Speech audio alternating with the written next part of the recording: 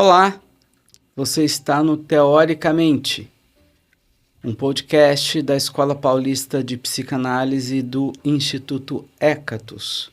Eu sou a Leis Claps, sou psicanalista e membro do Instituto Hécatos. E hoje nós vamos conversar sobre Nietzsche e a psicanálise. E para isso eu estou com Daniel Delfino, que é graduado em Ciências Sociais pela Fundação Santo André e Filosofia pela USP. E também com Karen Carvalho, que é graduada em Ciências Sociais e pós-graduanda em Educação pela Unicamp. Sejam bem-vindos. Muito obrigado pela presença. E eu começo com a seguinte pergunta: quem é Nietzsche e por que ele é importante para a psicanálise? Essa pergunta rende, né? Mas vamos lá. Nietzsche, acho que a gente pode definir como um filósofo que teve a coragem e a integridade de nadar contra a corrente da época dele e com um estilo até que algumas pessoas consideram agressivo, violento, mas enfim, que foi necessário para ele romper certas barreiras, né? Enfim, o tipo de pensamento predominante na época, aquele otimismo com o progresso, com a ciência, com a razão, e nisso ele procura mostrar que a vida tinha um outro lado, né? A vida tem outros aspectos, a vida tem...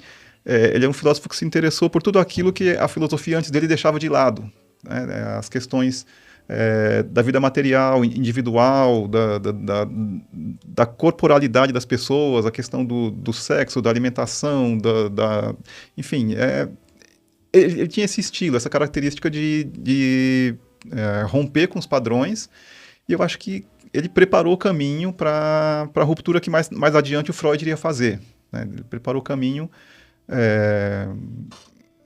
para algumas ideias que serviam de base para o conceito de inconsciente, para a noção das pulsões, enfim, para a ideia da vida humana como uma vida inerentemente conflituosa, né? A nossa vida como sendo marcada pelo conflito, um certo grau de sofrimento e também por uma busca de realização, de prazer. Então ele tinha essa visão da vida, e acho que isso foi importante mais para frente para o Freud. Acho que a gente vai conseguir desdobrar um pouquinho aqui ao longo da conversa, assim, um pouco mais de detalhes isso aí. A gente está falando ali do século XIX. Então, Nietzsche ele é nascido em 1844, ele morreu em 1900, que é exatamente o mesmo ano que Freud publicou a Interpretação dos Sonhos, né, que muitos consideram o marco inicial.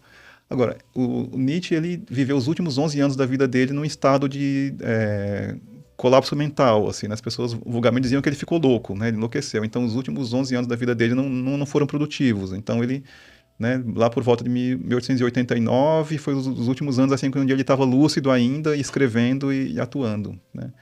Então, ele antecede o Freud em alguns poucos anos, né? Eles foram, de certa forma, contemporâneos, né? E tem uma coisa interessante que ele conheceu a Lu André Salomé, né? Então, esse é outro traço biográfico interessante que interliga o Nietzsche à psicanálise, né? Que ele teve essa relação intelectual, platônica com a Lu Salomé, né? Ele, um outro amigo chamava Paul Ré, né? Então eles três eram muito próximos, né? Chegaram a propor um tipo de relacionamento amoroso ali meio que, né, fora do padrão da época também, mas parece que acabou não se consumando, né? Nietzsche nunca se casou, né? E a Lu Salomé, depois, ela seguiu perto do círculo de estudiosos da obra do Nietzsche e conheceu a psicanálise lá por volta de, acho que 1910, 1908, mais ou menos por essa época, e se interessou, e se tornou psicanalista e se tornou amiga do Freud também, né? Então ela conheceu os dois. A Lu Salomé é uma figura interessante assim, da vida intelectual daquela época, porque ela conheceu essas duas figuras, né? Conviveu com Nietzsche e mais adiante, já mais madura, conviveu com Freud também. Quando você fala dessa ruptura em relação à filosofia da época, qual era... O que você está chamando a filosofia da época e qual foi essa ruptura que o Nietzsche propõe?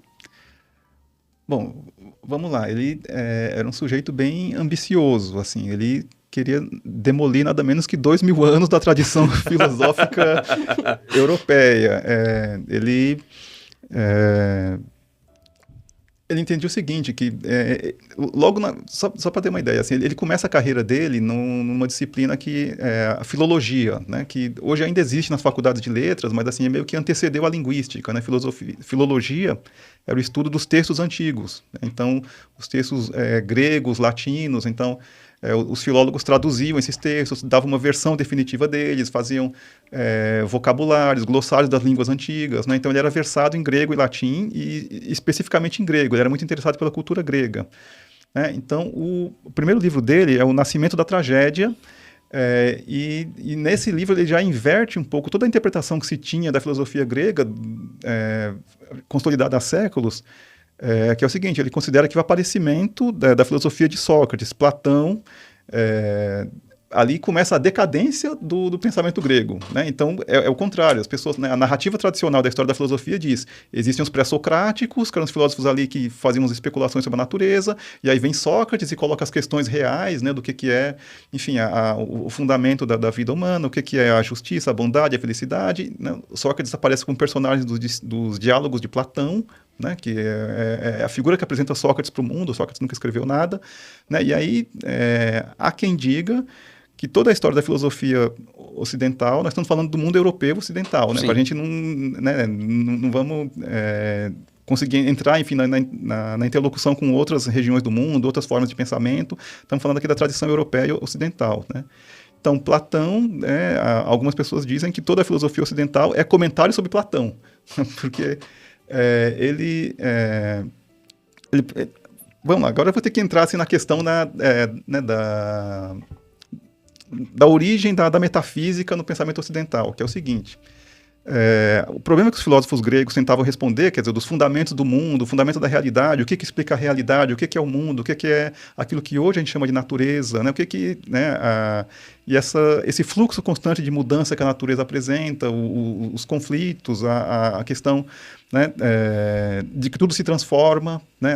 A vida, a morte se sucede, os conflitos, os diferentes povos que existiam na Terra, algumas culturas com as quais os gregos tinham contato. Então, o que explicava isso, né? Então, os filósofos se colocavam essa tarefa de buscar o fundamento da explicação das coisas.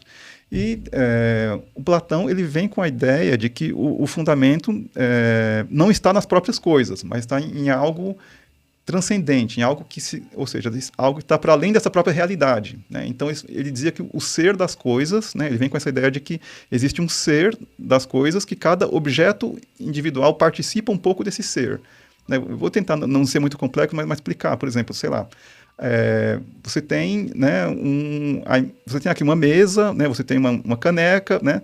Então, para o Platão, isso aqui são representantes da ideia de mesa. Uhum. Então, para ele existe uma ideia, é como se fosse uma ideia fora desse mundo aqui, que é como se fosse a mesa perfeita, a mesa ideal, e todas as mesas têm um pouquinho dela, né? Então, existe uma qualidade que as mesas possuem, existe uma mesidade, né, uma característica de ser mesa que as mesas possuem, porque elas participam, né,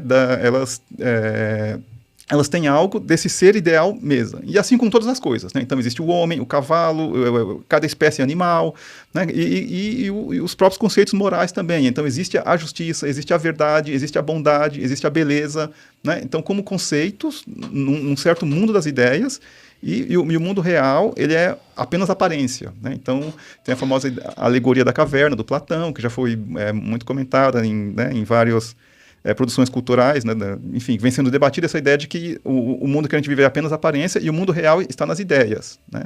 Então isso foi Platão. E logo de cara, o principal discípulo dele, que é um dos grandes sábios da antiguidade, que foi Aristóteles, discordou disso, né? Aristóteles já saiu dizendo: não acho que exista um mundo para além deste mundo, as coisas são apenas nesse mundo. Mas esse debate seguiu, né? Esse debate seguiu ao longo de séculos, né? E toda a filosofia no mundo ocidental se estruturou em torno dessa ideia de que existe um ser das coisas, né? Existe uma finalidade para o mundo, existe, né, uma lógica intrínseca, né?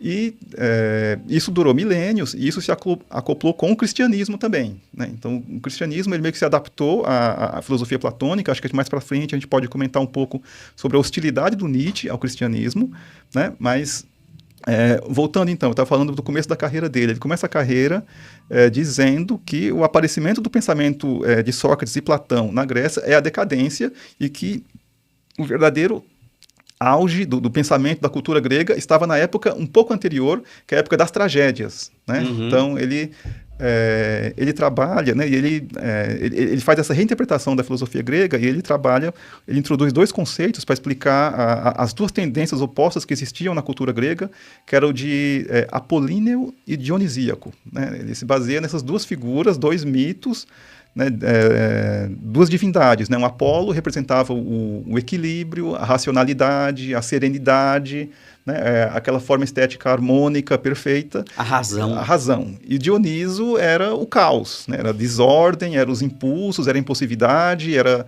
né, era a confusão, o prazer. Então, isso era Dioniso, né?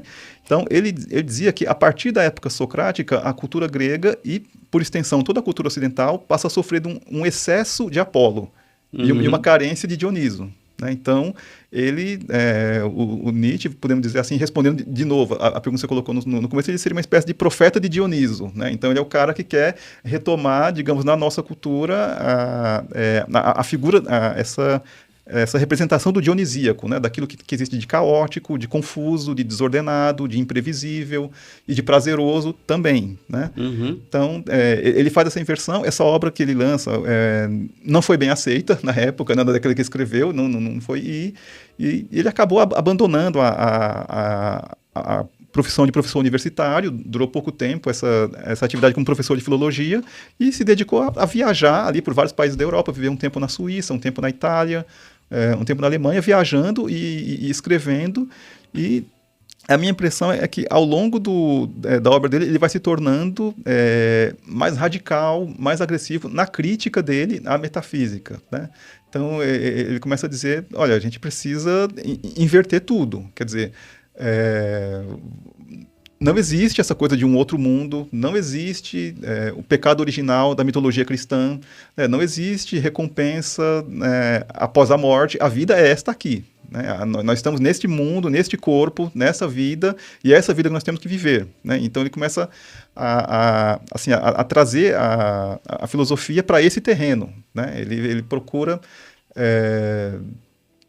deixar de lado, assim, o grande tema que interessava os filósofos no século XVIII, XIX, a questão da razão, da ciência, do fundamento do conhecimento. Isso para ele não era o importante. Né? Ele pode até ter posição sobre isso, mas o importante para ele era a questão da vida terrena, material dos homens, no aqui e agora mesmo. A vida, né? Como ela é. A vida como ela é. A questão para ele é essa. Né? Então, o que a filosofia tinha que buscar, né? Enfim, trazer instrumentos para esclarecer para as pessoas é essa vida aqui, é essa vida que nós temos antes da morte. É essa vida que nós temos, né? Então ele diz que a filosofia platônica e o cristianismo em cima dela meio que projetavam a ideia da realização humana no além, né? Ou no mundo das ideias, ou quando vem o cristianismo, né?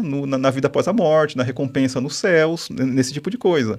E ele se interessa, não, a vida é antes da morte, é essa vida que nós temos que viver, e com todas as suas dores, com todas as contradições, com todos os sofrimentos, para realmente vivenciar, experimentar o prazer também da vida, né? Uhum. Era mais ou menos por aí, assim, para a gente começar. Então tem uma aproximação que me parece entre o consciente e o inconsciente, né? Entre o consciente apolíneo e o inconsciente dionisíaco. Ele chama a atenção, olha, tem alguma outra coisa que não é a razão.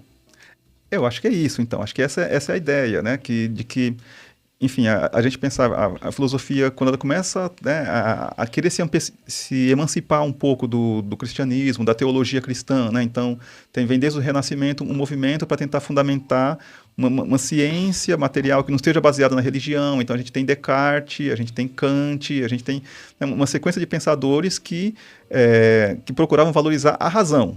Né? Então existe esse movimento de se valorizar, né? De se exaltar a dignidade do homem a partir dessa condição do ser racional. Mas para o Nietzsche isso não bastava, né? Isso estava incompleto. Fala, não somos apenas razão, a gente é sentimento, a gente é emoção. né? Então, a ideia que o Descartes lançou de uma separação entre corpo e mente, né? O Nietzsche era totalmente contra isso. Quer dizer, para ele, o pensamento é uma função corporal, né? Nisso eu já acho interessante, a gente pode começar a falar aqui de paralelos com a psicanálise e mais para frente o que o Freud vai colocar, né? Para o Nietzsche isso já estava claro, né? O pensamento é uma função biológica, o cérebro é um órgão do corpo, o cérebro precisa de sangue, precisa estar alimentado, né? Então, ele procura trazer essa imagem do ser humano como uma coisa mais completa, né? Então, para ele, toda essa imagem construída ao longo desses 2 milênios aí, né, do homem como um ser racional, o animal político, como falava Aristóteles, toda essa coisa para ele, isso aí era muito incompleto, né? Isso não dava conta do que é a vida real, né? E ele queria falar da vida real. E tem algumas sombras aí, só para a gente trazer, tem uma sombra da Idade Média de que o corpo não era a morada de Deus, não é? Deus não morava no corpo. E tem uma outra sombra que é a razão como salvadora, não é? Como a possibilidade de se chegar a algum lugar que não corpóreo, ou seja, o corpo como local do pecado, não é? E a razão como a salvadora, entre aspas, da pátria. E aí a gente tem o Nietzsche invertendo, falar, olha, vamos pensar um pouquinho diferente, né? Porque a gente vai ver essas duas sombras no Freud, né? O Freud, ele traz essas duas sombras para dentro da psicanálise, né? Tanto a razão como uma salvadora, quanto o corpo como um local especial, né? Acho que é exatamente por aí, né? Ele, como eu tinha falado, ele tinha a ideia de que o cristianismo e a teologia cristã, eles se acoplaram ao platonismo, né? Eles até falava uma expressão de que acho que não só ele, mas já vinha de Schopenhauer, de dizer que a religião e o cristianismo era a metafísica dos pobres, né? Então, para pessoas que não tinham o estudo da filosofia, vinha essa crença de que, né, a recompensa pelas dores desse mundo está no além, né? Isso, para ele, é a tradução da ideia platônica, né, de que a verdade das coisas está no mundo das ideias. Então, a própria forma também como Platão apresenta a vida de Sócrates, né? Sócrates como uma espécie de um herói do pensamento, né? Que aceitou ser condenado à morte e que entendia que a filosofia era uma preparação para a morte. Então, tudo estava colocado no além, né? Tudo estava colocado, né? O objetivo da filosofia, né? Na visão socrática e platônica seria você preparar o indivíduo para ter uma boa morte. O que seria ter uma boa morte? O que você, né? E, enfim, então as pessoas ficavam especulando, né? Então se criavam certas ideias morais, né? Do que era bondade, do que era verdade, do que era beleza, né? Se criaram uma série de conceitos desse tipo que depois o cristianismo, né, adaptou, né? Adaptou. Então, de fato, os primeiros teólogos cristãos que fundamentaram né, o pensamento da igreja, lá em Santo Agostinho, já tem uma condenação muito forte do corpo mesmo, do corpo, da sexualidade e das mulheres, né? Então vem, né, existe essa questão aí também, né, de que o cristianismo, quando ele se estrutura como igreja, como instituição, ele tem esse viés repressivo, né, de reprimir o corpo, reprimir a sexualidade e colocar a culpa dos males da terra no corpo, no sexo e nas mulheres, né, como sendo, né, a figura que desvia o homem do ideal racional, né? Então existia tudo isso, né, e o Nietzsche é uma das pessoas que ele vai colocar tudo isso de cabeça para baixo, né? Vai justamente valorizar tudo aquilo que a filosofia, que o pensamento antes vinha menosprezando, né? E chamar atenção para isso. Nós somos seres materiais, seres corporais e seres emocionais, além de racionais, né? Então não é que ele simplesmente menosprezava a razão, não é que ele menosprezava, que ele desconhecia, enfim, que existia a ciência da natureza, que existia a filosofia antes dele, que existia a lógica. Não é que ele menosprezava, mas ele digamos que ele procurou entortar a vara para o lado oposto, né? Do lado de valorizar o corpo, né? Valorizar essa vida como ela é. Gente, eu quero entrar na conversa agora e falar um pouco sobre o papel desse tema que a gente está abordando aqui hoje, para o nosso desenvolvimento, autoconhecimento.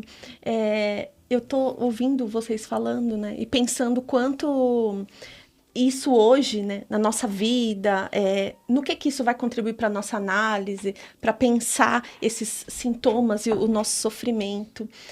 Não é apenas teoria, né? O Daniel trouxe aqui uma série de questões que eu acredito que hoje tem um papel fundamental, assim, nesse nosso desenvolvimento. Ler essas teorias, e eu acredito muito que o clássico da filosofia, algumas obras, hoje, que a gente pode ter acesso de N formas, como, por exemplo, aqui, ouvindo um podcast, né? Enfim, você está fazendo alguma atividade, escuta o podcast e traz aquela reflexão para o seu cotidiano.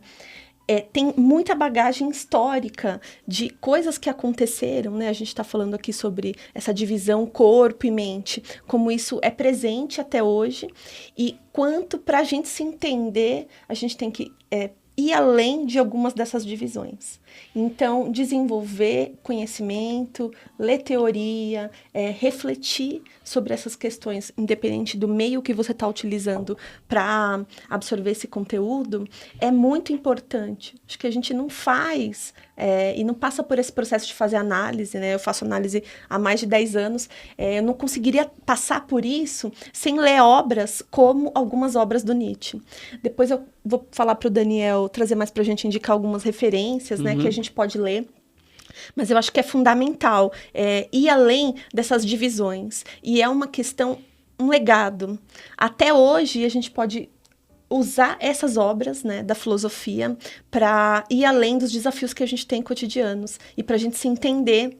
Então, essa discussão toda é fundamental, né? Sem a gente parar para tomar contato com essa história da humanidade, com teorias e com questões que ele colocou naquela época, como vamos viver essa vida como ela é, vamos entender o nosso corpo, né? Vamos buscar o prazer, sair dessas falsas dicotomias, assim, colocadas socialmente entre conhecimento e corpo e prazer e se entender aqui nesse mundo, a gente não consegue fazer a nossa análise, entrar num processo de se entender nossas dores, o sofrimento e como os sintomas assim se manifestam, né? Por que a gente sofre?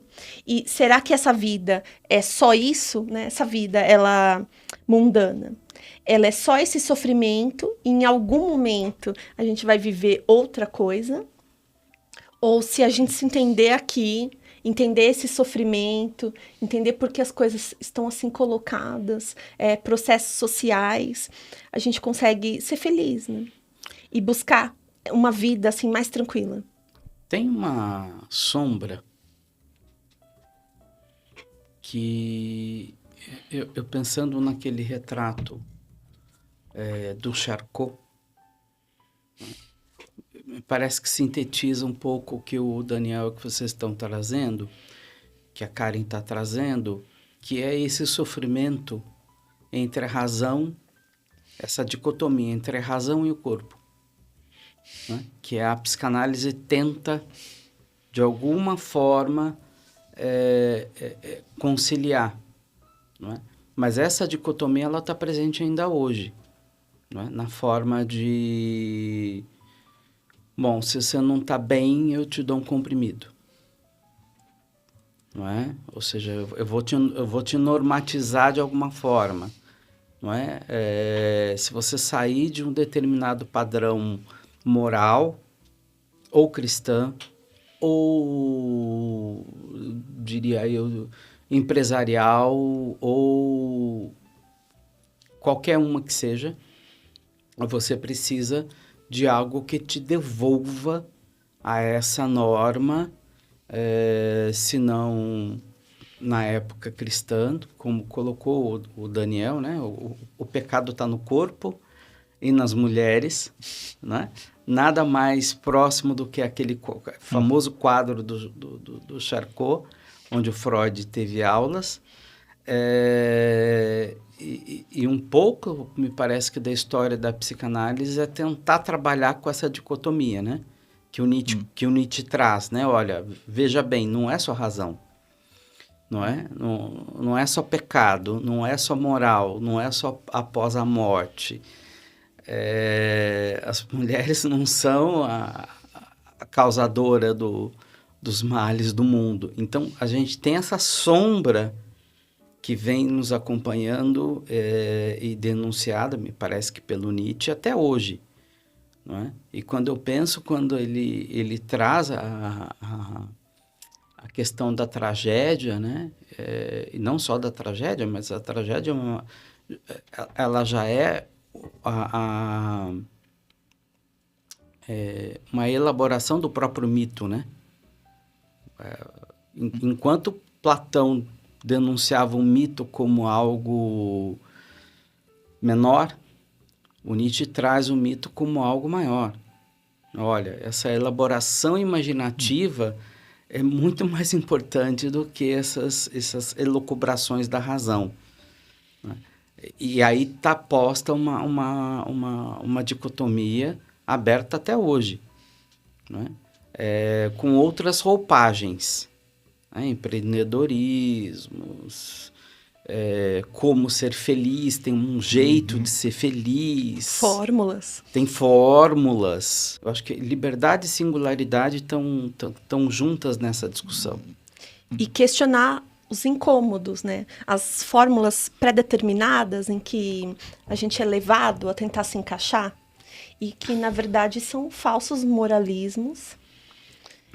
Enfim, existe uma possibilidade de algumas pessoas não se encaixar nisso e elas utilizam, mas para a grande maioria eu te dou uma pílula para um incômodo, não pense sobre isso, não reflita, não leia, não procure questionar alguns modelos pré-determinados que você é convidado a se encaixar todos os dias, né? E ele traz essas questões, assim, vamos entender esses incômodos? Porque eles estão aí. Não adianta a gente fazer de conta que é fácil se encaixar nos modelos, porque não vai ser fácil. Isso vai trazer sofrimento. Então, resistência. Isso. Pensar assim, como a gente reflete sobre essas coisas, lida com elas e leva a vida mais no sentido do que você está falando mesmo, de ser livre e de posse, assim, de um lugar que é onde você se aceita, se conhece e que você conhece os processos. Não é um lugar onde você vai negar as coisas, mas você conhece os processos e criticamente sabe que eles estão colocados, mas você busca um pouco de autonomia. Eu acho que na primeira fala dela, a Karen trouxe uma coisa assim que eu acho que seria mais ou menos o objetivo onde eu gostaria de chegar com essa transmissão, com essa conversa, que na ideia de que da gente procurar ir um pouco além, né, da superfície das coisas, que eu acho que a gente vive hoje num tipo de sociedade, num tipo de cultura que está muito voltado para o imediatismo, para a satisfação imediata e acho que para uma certa superficialidade. Então existe uma tendência, sei lá, de encaixar. Né, parece que a interação das pessoas hoje por meio de redes sociais assim, vem de uma forma que qualquer debate, qualquer assunto, qualquer personagem, qualquer figura, as pessoas tentam encaixar colocar em alguma caixinha, né? Tem que classificar aquela pessoa, né? Então tem que dizer, esse aqui é direita ou é esquerda, esse aqui é corintiano ou palmeirense, esse aqui é do time da Ivete Sangalo ou da Baby do Brasil, né? Então toda treta que surge, as pessoas tomam partido, as pessoas, né, têm que se posicionar, né? E aí eu acho que o Nietzsche, ele defende, assim, ele viveu com um tipo de postura que era o oposto disso, né? Onde ele se opunha exatamente a esse tipo de polarização superficial, de partidarização superficial, de busca das pessoas por uma crença que fosse salvar a vida delas, né? A busca de uma ideia salvadora, de uma crença de alguém para seguir, né? Então, a Karen falou de livros, acho que o livro mais famoso, o livro principal do Nietzsche é Assim Falou Zaratustra, né? Ele é um livro escrito meio que em forma de poesia, em forma de parábola, né? Nietzsche ele criou esse personagem Zaratustra, que é uma espécie de um profeta que é o antiprofeta, na verdade. Ele não vem criar uma nova religião, né? Então, Ele não vem trazer uma nova verdade e buscar seguidores. Então, Nietzsche não é um cara que gostaria de ter seguidores. Ele não queria, né, ele não queria que ninguém se declarasse nietzschiano. Né? Ele não está em busca disso. Ele quer que as pessoas busquem a sua individualidade, a sua singularidade, nesse sentido que o Ale falou. Né? A verdadeira liberdade é a pessoa descobrir a sua singularidade, descobrir, né, dentro de si, né, o que te move. Né? Qual é o seu desejo? Quais são as suas questões? Né? Quais são... Então, independente daquilo que a sociedade considera correto, produtivo, lucrativo, bonito, isso não interessa, né, para o Nietzsche. O que interessa, né, para o Nietzsche, o que ele procurava despertar as pessoas é para que elas busquem nelas qual é a sua verdade, qual é a sua questão, né? O que te move. Então, ele queria que as pessoas... fizesse essa pausa para se perguntar isso e vivessem de acordo com isso. E ele procurou viver de acordo com isso para ele, né? Então... E sem negar que tem boleto para pagar. Exatamente. Então, a vida... Exatamente. A vida como ela tem boleto para pagar. Tem uma realidade material aí, né? Tem as obrigações, né? Mas o que ele buscava era isso, quer dizer, que as pessoas... enfim, estando cientes de que o mundo existe sofrimento, existe dor, existe doença, existe pobreza, existe tudo isso no mundo, mas, independente disso, nós estamos vivos. Né? Enquanto estiver vivos, nos cabe viver, né? Nos cabe, né, buscar realizar, enfim, o potencial que a gente tem. Né? Então, esse livro que eu citei, o Zaratustra, o Nietzsche traz uma ideia de superação, né, que ele chama de o além do homem, que algumas pessoas traduziram como super-homem. Né? Então, esse é um dos conceitos que o Nietzsche lança, de que ele entendia que a humanidade atual, ali da época dele, ou a gente pode dizer que ainda na nossa, é uma espécie que precisa se superar. Né? Ela precisa se transformar em algo além do que ela é hoje, porque, né, as pessoas ainda estão vivendo... estão vivendo uma vida meio que no piloto automático. Né? As pessoas estão vivendo ainda esperando que alguém diga para elas o que fazer. Né? Uhum. As pessoas esperando um manual de instruções para viver. Né? Então, né, que roupa vestir, que comida comer, que lugares frequentar, que bares que eu vou, né, como ganhar dinheiro. As pessoas vivem, né, conforme alguém prescreve para elas. E o Nietzsche fala, bom, isso não é vida. Né? Isso aí vocês estão sendo, né, rebanho. Né? Então vamos buscar aquilo que realmente move cada um. Né? E isso... enfim, é difícil, né? É difícil. Tem uma resistência. É. Porque você tocou num ponto do rebanho, e a Karen também, de, bom, a polarização, seja de direita, esquerda, liberalismo, socialismo, ou seja, a gente... tem uma pressão, empreendedorismo, tem uma pressão de se encaixar em algum lugar. E não só uma pressão de fora para dentro, mas de dentro para fora. Porque há que se ter coragem de dizer não. E eu acho que o Nietzsche toca nesse ponto, né? A coragem de dizer não. Isso não. Isso não sou eu. Eu sou diferente disto. O meu caminho não é este. E você sofre muita resistência quando toma essa postura. Não, este casamento não é o que eu quero. Este emprego não é o que eu quero. Eu não sou isto aqui. Eu não sei o que eu sou. Às vezes eu não sei o que eu sou. Mas eu sei que eu não sou isso. E para isso precisa de muita coragem. E às vezes é mais fácil seguir o rebanho do que ter a coragem de dizer não. Sim, porque não vai vir sem custo, né? Não. Sempre você vai ter algum custo.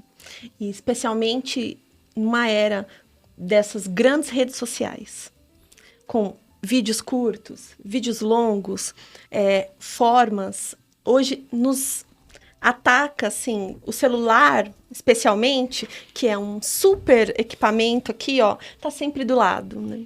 É um equipamento de tecnologia que a gente pode fazer tanta coisa para a vida, mas que pode sim ser um veículo que é um facilitador para a gente entrar nesses pré-modelos, né? Que estão muito expressos, assim, graficamente, coloridos, lindos, atrativos, como uma pílula, né, para o sofrimento. E te convidam a todo momento a estar entrando num jogo que... Será que a construção da sua individualidade é favorecida por isso? Assim? E eu acredito que, ao passo que você vai se conhecendo e dizendo esses nãos, mesmo que você sofre por isso, você pode se isolar por isso, de uma certa forma, vem um certo ganho, que é esse de eu posso não saber o que eu sou, mas eu vou negar aquilo que eu acredito que está me fazendo sofrer, que está manifestando em mim questões sociais, modelos pré-estabelecidos que não vão contribuir para aquilo que eu quero construir, para aquilo que eu quero fazer, né? Para o sentido, assim, do que eu desejo, que me dá prazer, né? Que me traz, assim, alguma felicidade. E eu acho que isso ele conseguiu criticar, né, Dani?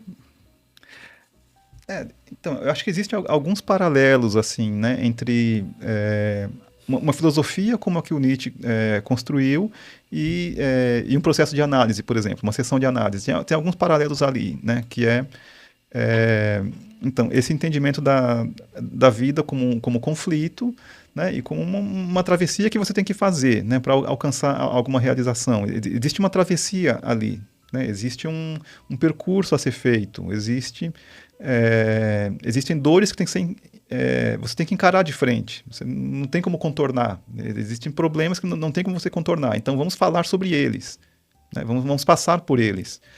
Então, eu acho que a ideia de um debate como esse é um convite a que as pessoas se aprofundem, peguem um livro de filosofia, peguem um livro de Nietzsche, de Sartre, de Rousseau, de Aristóteles, peguem um livro, leiam, né? Então façam uma pausa, né? Vamos fazer uma pausa desse ritmo, dessa vida que a gente está, e vamos refletir um pouco, né? Seja através enfim, desses autores que desenvolveram essas reflexões sobre a existência, sobre a realidade, ou vamos fazer uma sessão de análise, vamos conversar um pouco aqui, né? Vamos conversar sobre o que está acontecendo, que sentimentos esses você está carregando que até hoje você não conversou sobre eles com ninguém, ou que você não teve coragem de falar nem para si mesmo, né? Vamos olhar um pouco para isso aí.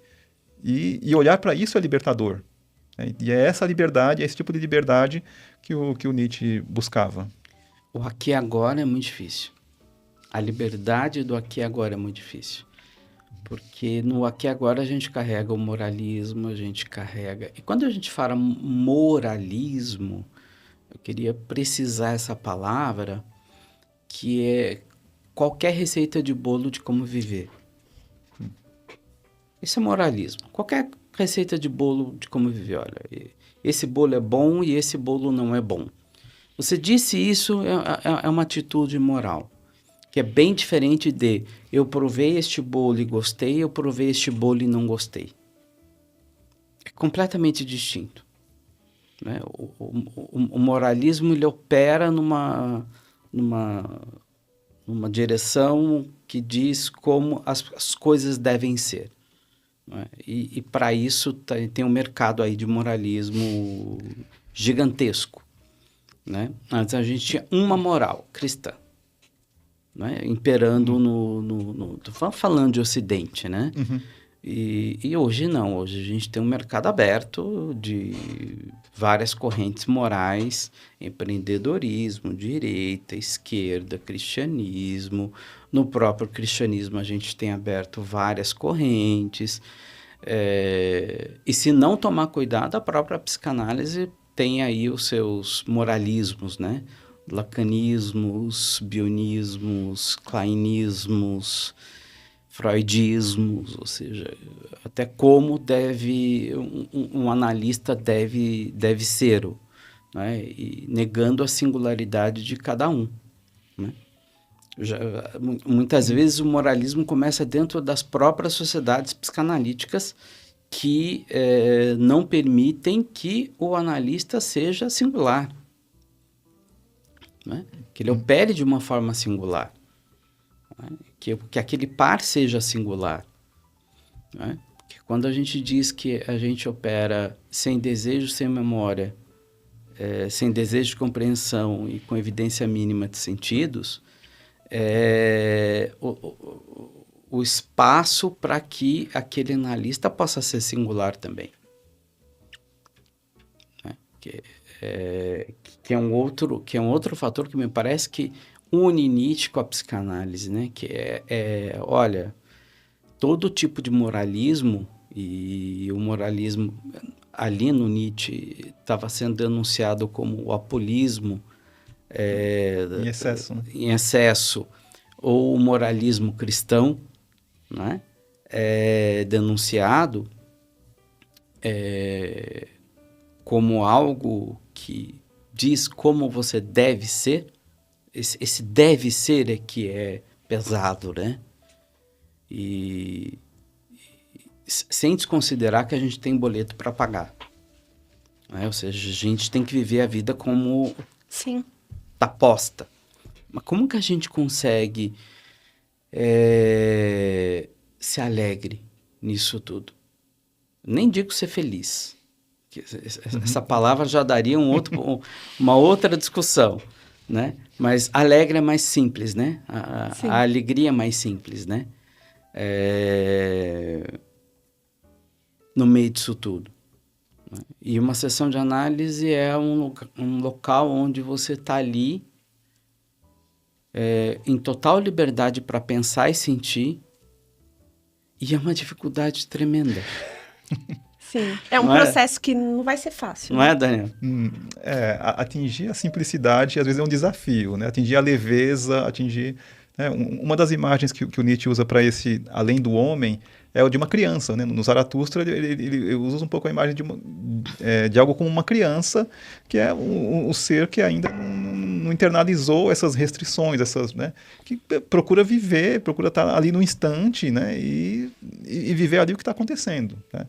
Então, eu acho que sim, como eu tinha falado antes, o Nietzsche seria hostil à ideia de um nietzscheanismo, né? Assim, a ideia de um ismo, né? A última coisa que ele queria era se transformar em um ismo, em uma escola para alguém seguir, né? Mas isso é uma tendência que nos persegue, né? Porque é muito mais simples a gente pensar em termos de, peraí, em qual escola eu me encaixo, né? Em qual tendência eu me encaixo, a qual grupo eu pertenço. É mais confortável pensar assim, né? Então existe, né, uma tendência, né, é muito fácil cair nessa acomodação. Não, peraí, eu vou seguir isso aqui, eu encontrei aqui uma verdade, e vou ficar com essa verdade aqui, e aí pronto, eu não preciso mais pensar nisso. Porque eu pensar nisso aqui dá trabalho, né? Mas peraí, o que eu vou fazer? O que eu quero? O que eu gosto? O que me dá prazer? Do que eu tenho medo?